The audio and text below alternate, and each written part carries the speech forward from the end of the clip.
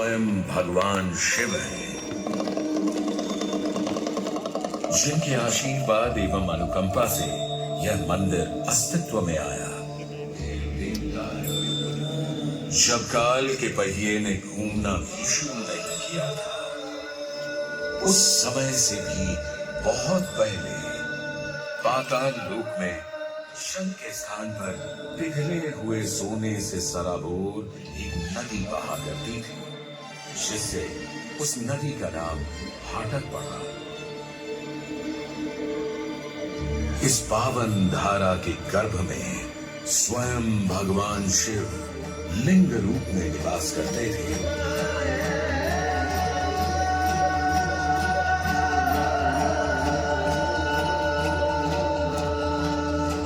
मृत्युलोक में जब सम्राट चित्रशर्मा का राज हुआ करता था, जिन्हें बाद में चित्रगुप्त के नाम से भी जाना गया, अपने इष्ट देव भगवान शिव के दर्शन हेतु सम्राट ने पाताल लोक में प्रवेश करने की अनगिनत बार चेष्टा की, परंतु नदी की रक्षा करते असंख्य नागों ने उनके हर प्रयास को विफल कर दिया।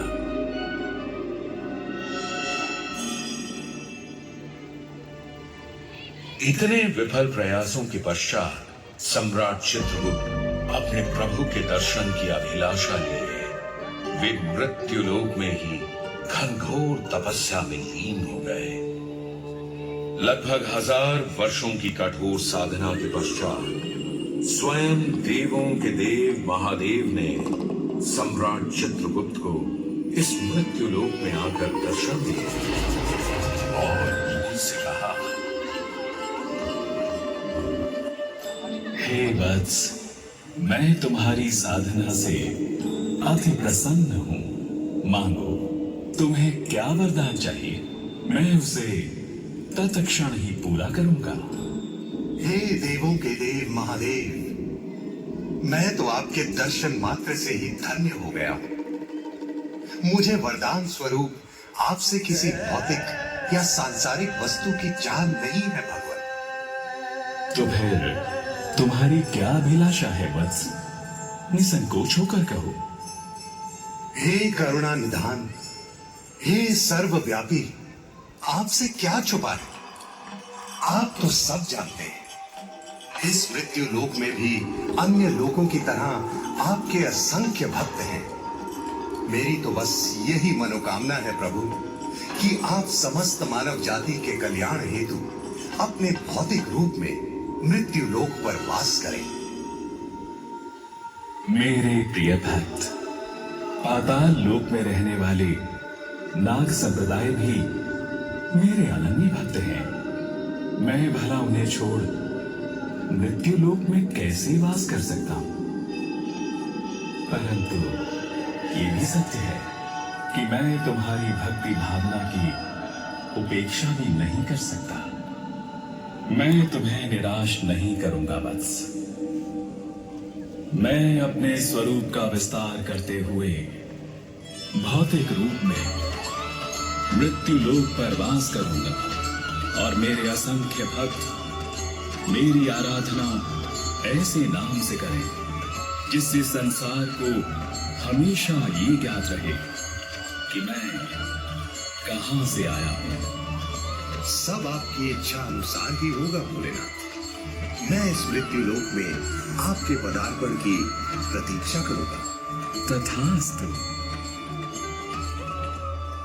यह सब देख स्वर्ग लोक में विराजत ब्रह्मदेव ने भगवान शिव के उपयुक्त स्थान के लिए एक ईश्वरीय संकेत दिया।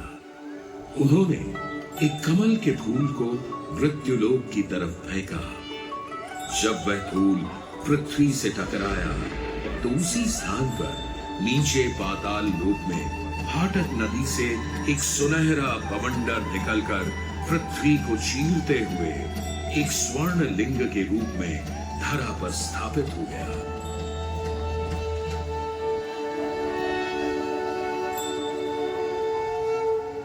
वह पवित्र स्थान और कोई नहीं बल्कि यह मंदिर ही है जिसके प्रांगण में आप सब लोग उपस्थित हैं।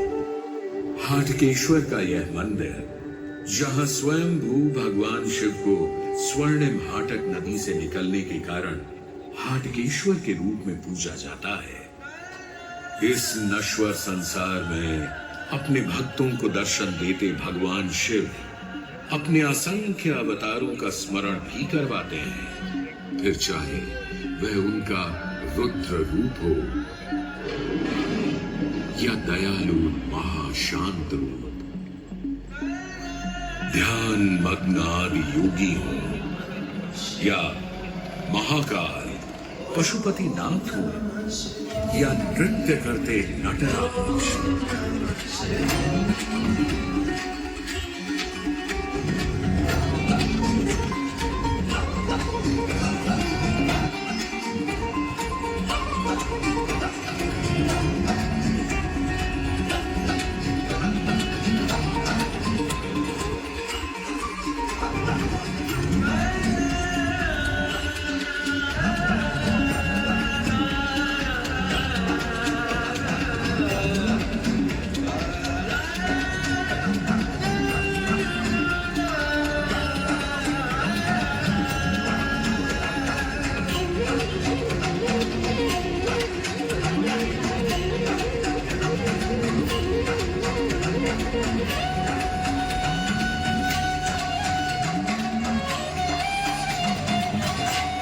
भगवान शिव नागर ब्राह्मण एवं नागर वणिक संप्रदाय और श्री हाटकेश्वर क्षेत्र से जुड़ी ऐसी ही एक और किंवदंती याद आती है जो जनमानस में आज भी प्रचलित है। ये उस समय की बात है जब वडनगर आनंद नगर के नाम से जाना जाता था। इस पावन क्षेत्र पर हमला करने हेतु कुछ लुटेरे वडनगर की सीमा क्षेत्र के बिल्कुल समीप तक पहुंच गए थे। जब नगर वासियों को इस बात की सूचना मिली तो वे इस मुश्किल परिस्थिति के समाधान हेतु एकत्रित हुए। सभी द्वारा समाधान पूछे जाने पर नागर समुदाय के एक वरिष्ठ ब्राह्मण ने उन्हें एक उपाय दिया। इन हालातों में हमारे पास अब एक ही उपाय बचा है। क्यों ना हम नगर की किलेबंदी कर दें, जिससे कि लुटेरे नगर में प्रवेश ही ना कर पाए। लेकिन ध्यान रहे, निर्माण कार्य इस तरह से होना चाहिए जिससे हमारे सभी देवी देवताओं के पूजा स्थल किलेबंदी के अंदर ही संरक्षित रहे। ये सभी पूजा स्थल हमारी शक्ति एवं समृद्धि का स्रोत है। आप सब लोग उसकी चिंता मत कीजिए, जैसा आप चाहते हैं वैसा ही होगा। किलेबंदी का कार्य शुरू हुआ। देखते ही देखते पूरा नगर एक चार दीवारी में बदल गया। लेकिन जल्दबाजी में हाटकेश्वर का यह मंदिर उस चार दीवारी से बाहर रह गया। लुटेरों से तो नगर बच गया, लेकिन इस अनर्थ से नागर ब्राह्मण नहीं बच पाए। देखते ही देखते आनंद नगर का आकाश काले बादलों से ढक गया। बिजली ऐसे चमक रही थी जैसे प्रलय आने वाली हो। तभी भगवान शिव प्रकट हुए। तुम सभी ने मेरा तिरस्कार किया है। मैं समस्त मानव जाति के कल्याण हेतु ही पाताल लोक से मृत्यु लोक पर आया, परंतु तुम पर एक कठिन परिस्थिति क्या आई।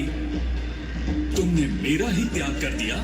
हे प्रभु, हे कृपालु, हे महादेव, हमसे ये घोर अनर्थ अनजाने में हुआ है।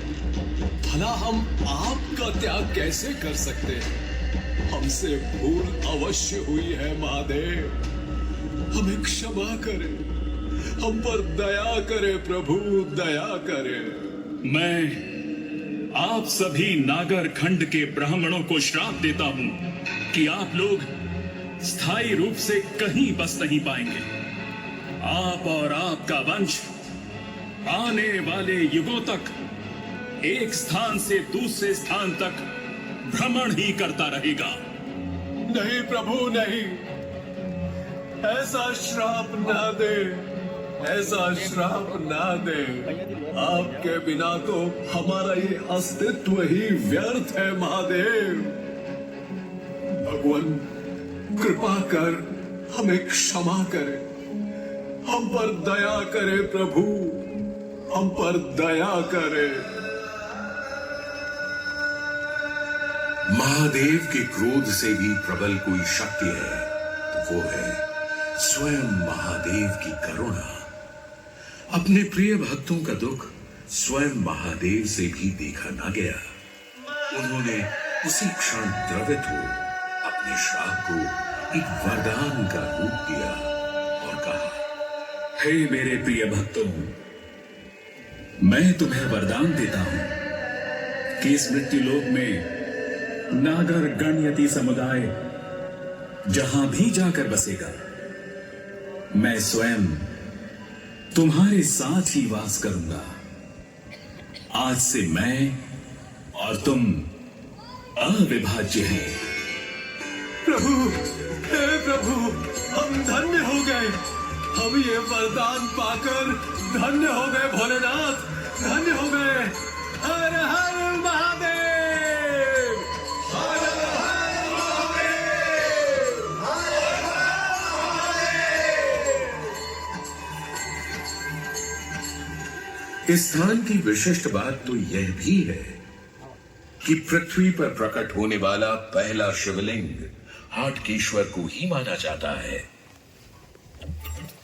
और साकार की पूजा भी यहीं से उद्भव हुई है, जिसके बाद भारतीय उपमहाद्वीप के चारों ओर 12 ज्योतिर्लिंग स्थापित किए गए। श्री हाटकेश्वर क्षेत्र को गुजरात का काशी भी कहा जाता है, जहां हजारों वर्षों से भी ज्यादा का इतिहास संजोए हुए वडनगर सनातन धर्म की आस्था का एक प्रमुख केंद्र है।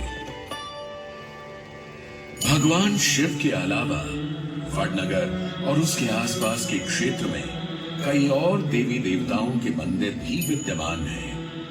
अमथेर माता, शीतला माता, अंबा माता, सिकोतर माता, लज्जा गौरी माता से इस क्षेत्र में देवी पूजा की एक मजबूत शाक्तेय परंपरा का प्रमाण मिलता है। चीन के बौद्ध यात्री श्वेनसांग ने इस स्थान की स्तुति लिखते हुए कहा है कि यहाँ बौद्ध धर्म हिंदू धर्म के साथ सह अस्तित्व में था। इतिहास के पन्नों को अगर और टटोलें तो पता चलता है कि विभिन्न तत्वों का सुंदर संगम प्रस्तुत करता यह हाटकेश्वर मंदिर का प्रारूप जो आज हम देख रहे हैं, वह महान सोलंकी वंश के शासकों की देन है। वडनगर में नडियोल दरवाजा के बाहर स्थित यह मंदिर शेखरी प्रकार के शिखर के साथ मारूड गुर्जर मंदिर वास्तुकला शैली में स्थानीय बलुआ पत्थर से बनाया गया है। पूर्व की ओर मुख करके मंदिर एक ऊंची दीवार से घिरा हुआ है, जिसके शीर्ष पर सपाट विस्तार के साथ 3 गोलाकार गुंबद स्थापित है। मंदिर के आंतरिक गर्भगृह में शिवलिंग स्थापित है जो स्वयंभू है।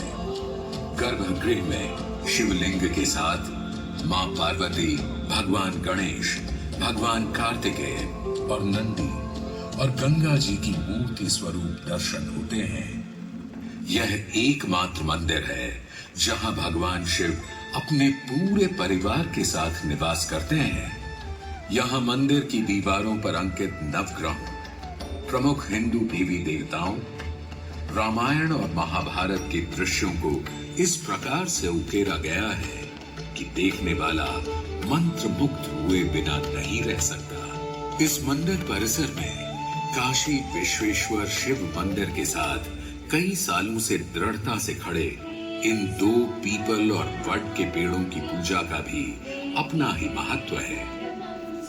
वट सावित्री के दिन सुहागिनें भगवान शिव और मां पार्वती को साक्षी मान अपने सुहाग की लंबी आयु की कामना करती हैं।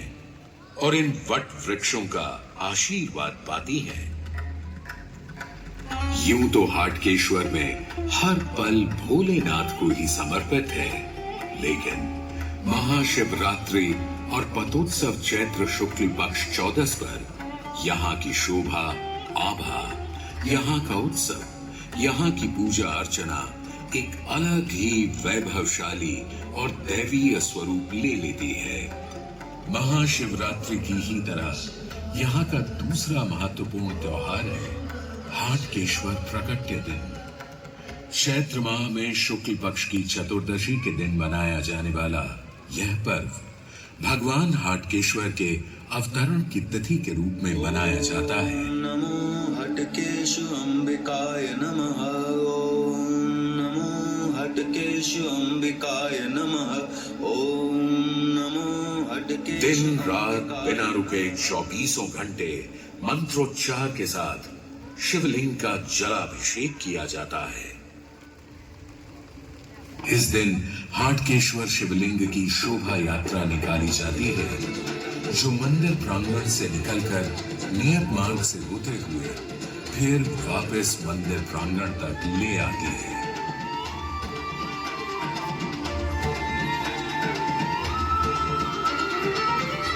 वर्तमान में हाटकेश्वर क्षेत्र की मूर्त और अमूर्त विरासत को अनगिनत उपायों से संरक्षित रखने का कार्य निरंतर चल रहा है। गुजरात सरकार और श्री हटकेश्वर महादेव संस्थान ट्रस्ट द्वारा किए गए प्रयासों से मंदिर का नवीनीकरण कर जीर्णोद्धार का कार्य कराया गया है। मंदिर के क्षतिग्रस्त हिस्सों की मरम्मत और प्रतिकृति के लिए ठीक उसी प्रकार के चूने, बलुआ पत्थर और प्राकृतिक रंगों जैसी सामग्रियों का उपयोग किया गया है, जिससे नवनिर्मित कोई भी हिस्सा प्रारंभिक ढांचे से भिन्न न लगे। भगवान और उनके भक्तों के बीच संबंध स्थापित करता यह हाटकेश्वर क्षेत्र भारतीय सनातन संस्कृति की मूल भावना और चेतना का प्रतीक है। असंख्य भक्तों की तरह हमारे देश के प्रधानमंत्री नरेंद्र मोदी, जिनकी यह जन्मभूमि भी है, हाटकेश्वर महादेव के प्रति पूर्ण समर्पण भाव रख यहाँ दर्शन करने आते हैं। पाताल लोक की गहराइयों से स्वयं भू प्रकट हुए हाटकेश्वर महादेव इस मृत्यु लोक में स्थापित एक ऐसा स्थान है जहां तीनों लोकों की अनुभूति होती है।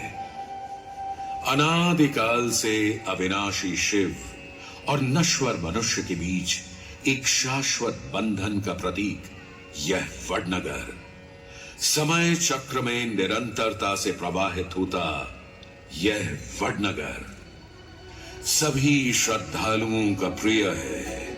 यह अनंत अनादि वडनगर।